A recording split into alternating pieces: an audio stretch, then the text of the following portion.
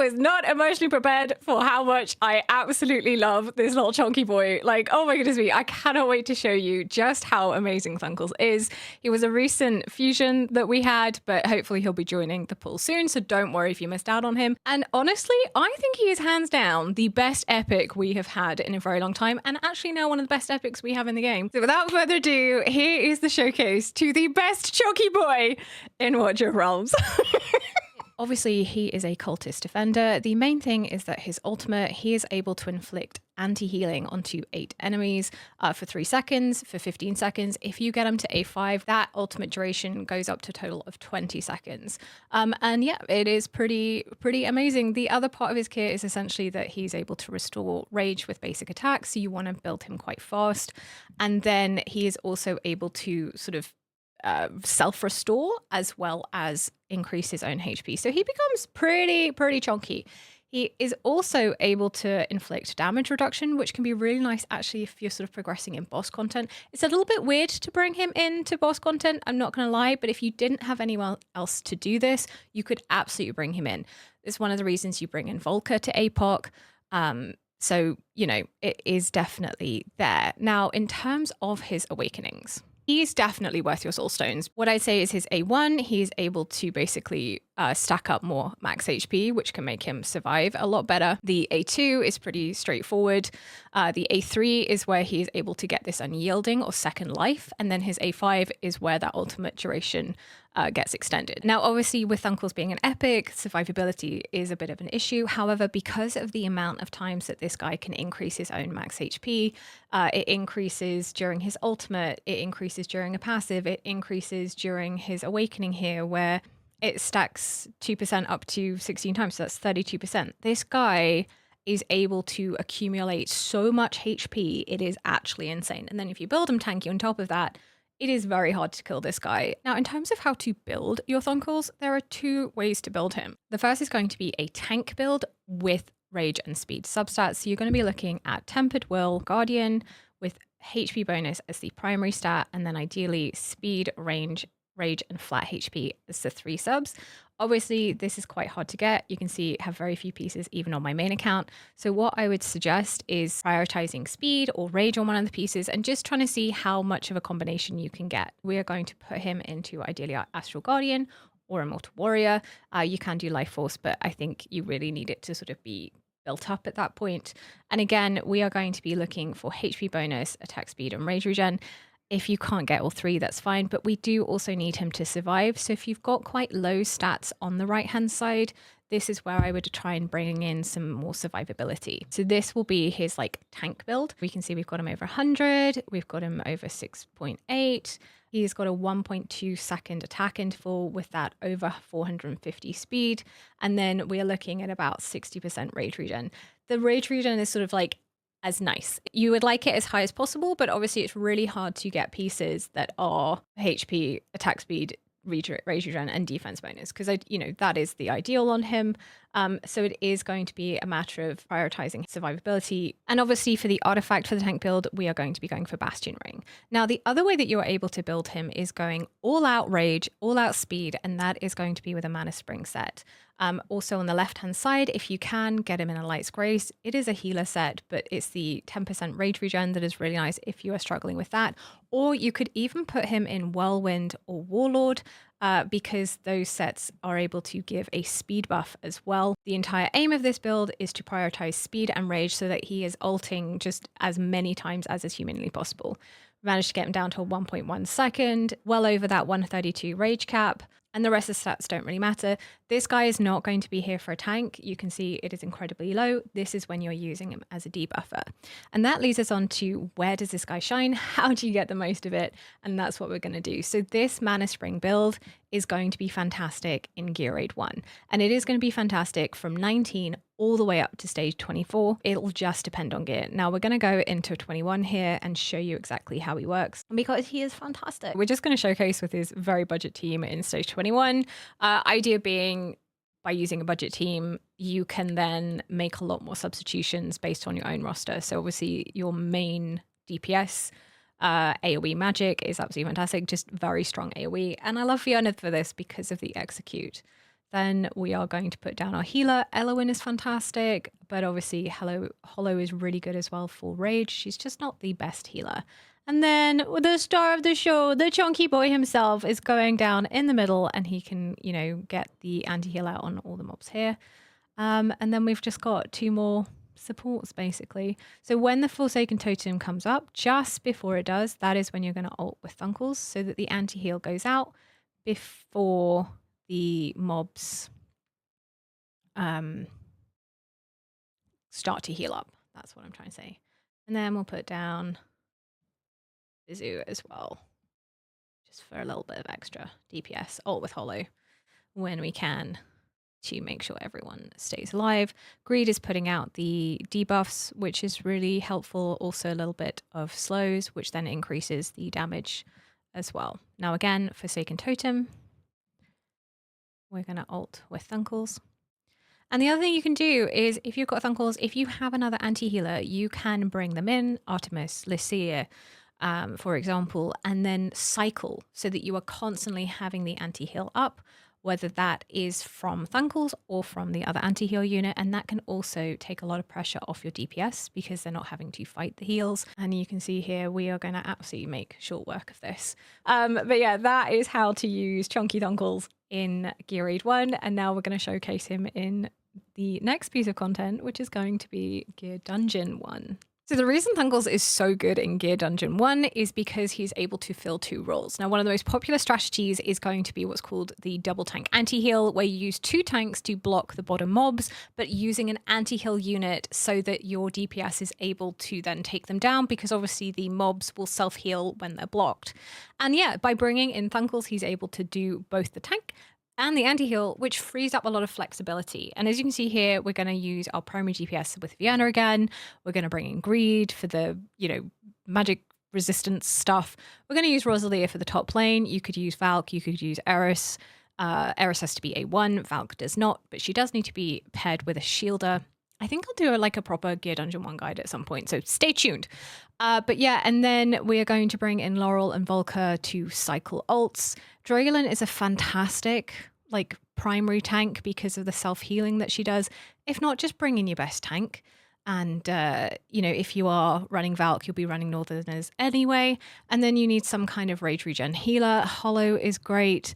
Elowin is another fantastic option as well, but, you know, trying to basically make it as budget friendly and flexible as possible. So when you get into the fight, you're going to see all of these arrows come up, wait for this to pop up, and then we are going to place down our DPS, our healer, and then our Thunkles, and then it is going to be a Crimson Moon, and ideally you have wings or at least invigoration on your DPS. The archers are going to come, they hit pretty hard, and we're going to put down our second tank in front. And we're going to just sort of let our DPS take them out. Everything should be no problem, ideally, totally fine, and another Crimson Moon. And then we are going to wait. We're going to put down our Greed facing up. You can face him also to the left if you want, that's fine. But as soon as these guys get into range, that is when we're going to ult with Thunkles and get that lovely anti-heal up. We can also ult with Fiona, and at the Crimson Moon we want to ult with Hollow to make sure that when to get rage back. And then for the top lane we are going to be using Rosalia. We are going to pair her with Daochen. Now the thing with Daochen, if you're not using another healer, you need to make sure that you cycle her. So when you are ulting with Rosalia, you have her obviously in her dark mode, her boost damage mode. Otherwise you need her in her healer mode, because otherwise she will die.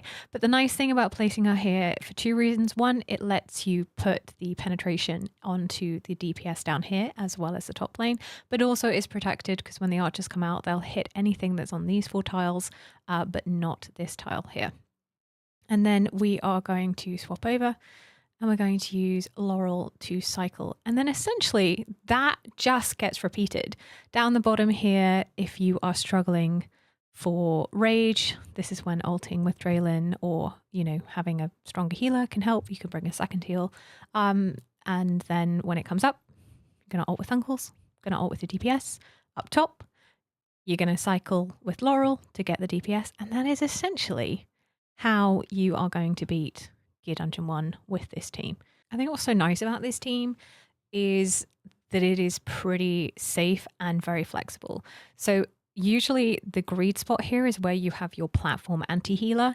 And actually by having Thunkles, it does free up a lot of space. So if you didn't need down here greed or Bubba or, you know, someone else, you could bring in a second DPS. You could then put another healer up top, which would probably make things a little bit safer, and you then wouldn't need to swap Dalton. Like if you put a Vortex up here, for example, you could do that there, or you could put Hollow up top and you could put Eloin down the bottom. You could bring in Earless. There are literally loads of combinations, but yeah, we're not going to do the whole thing because it is quite a long fight, but hopefully that sort of gives you an example, you know, an understanding of how this works. Now, this, I think, is one of my favorite uses for Thunkles, and that is going to be in Void Rift Nightmare against the Torador stage. Essentially, you just need an anti-heal unit, and now, again, Thunkles being ground, he can block and put the anti-heal out, which is great.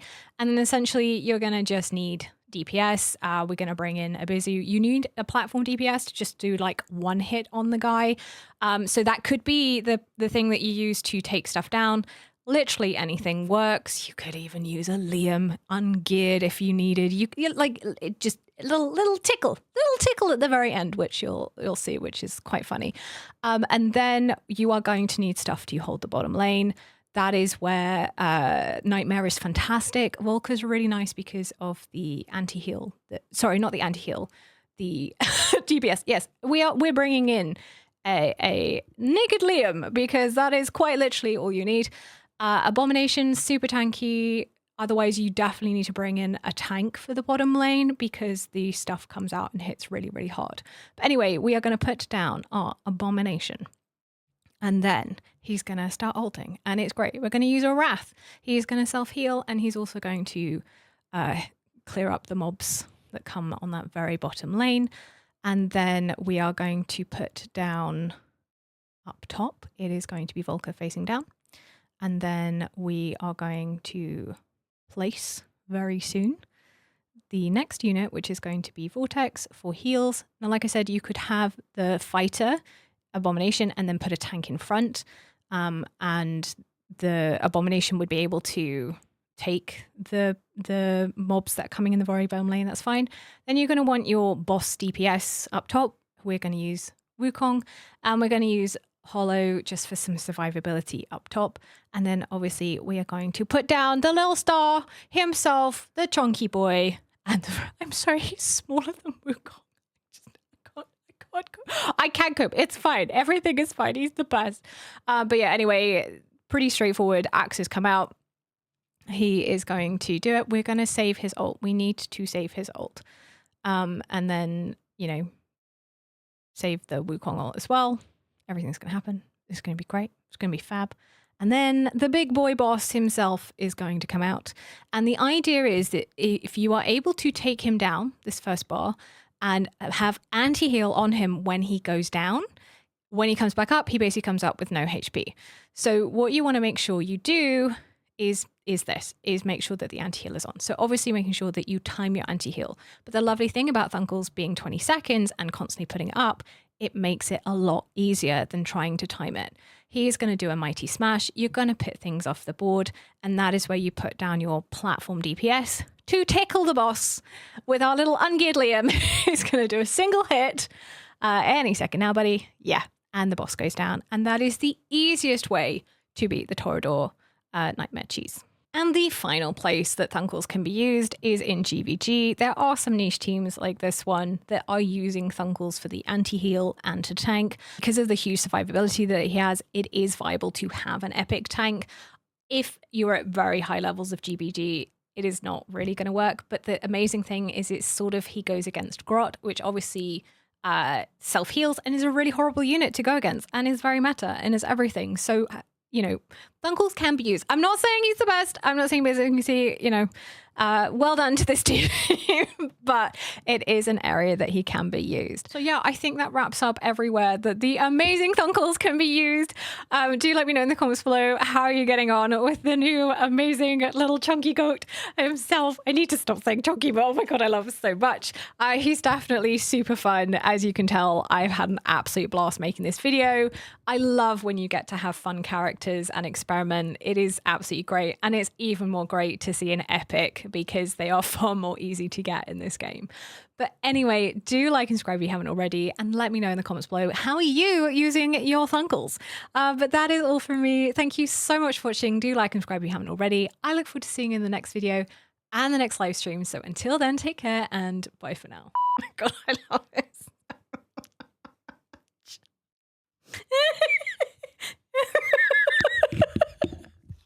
I can't even do this straight. Okay, I can do this. I can do this. I can do this. I can do this.